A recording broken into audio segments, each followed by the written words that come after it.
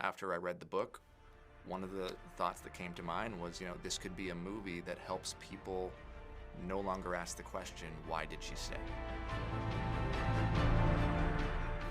As hard as this choice is, we break the pattern.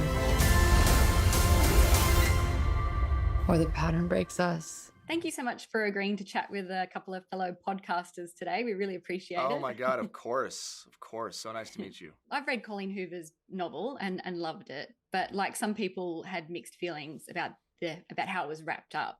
And after seeing the film earlier today, I was just so excited to speak with you about it because you seem to have understood some of those reservations. And there's a million questions that I want to ask you, but I only have a few minutes. So We'll start with what made you feel confident that you could tell this story, which is such a personal story for Colleen and countless women around the world, with the care and nuance that it needed? I don't know if confidence was the right word.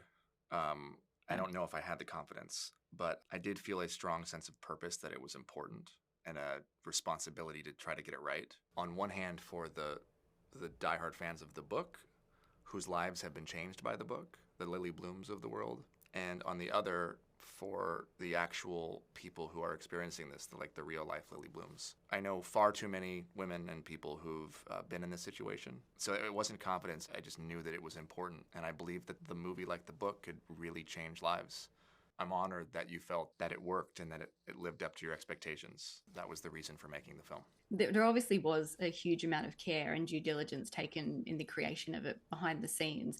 And I love how you've made the film equally about the lilies of the world, but also speaking to people who may be on a path to becoming Ryle, which is refreshing because it moves that needle away from what women should do to avoid these situations. And how did you approach injecting some of that balance into what was a story told from Lily's point of view primarily? Well, the movie is completely told through Lily's point of view. And as you know, she's a bit of an unreliable narrator, which we learn at the end of the film why, which is a situation that is very real to so many people. I just wanted to make sure that we injected as much humanity into the movie as possible, into the complexity of Ryle as an example, making sure that he was a character that wasn't just one note and wasn't some arch villain, but he was a complex, deeply troubled, insecure man who also had amazing qualities, because in order for this movie to work, you have to understand why she chose somebody like him. And the reality is that, after I read the book, one of the thoughts that came to mind was, this could be a movie that helps people no longer ask the question, why did she stay? And so you can do two things at once. You have a film that shows the complexity and shows visually why Lily stays with Ryle and the hard choice that she has to make throughout the movie.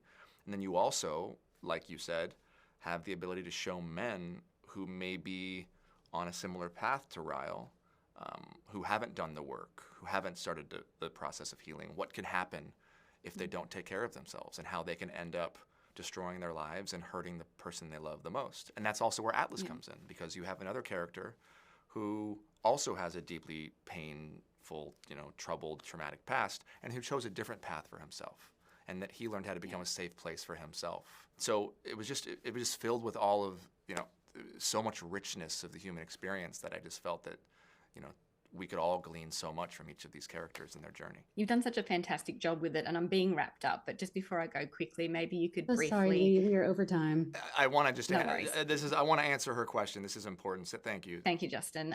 Just very briefly, I noticed that the violence had been pulled back quite a bit in the film. What was the decision behind that? When you read a book, as a book reader, and I'll use myself here, I create the level of violence that my brain is comfortable with, as an example. So all of us have different comfort levels, and all of us see the images in our mind differently as we read the words on the page.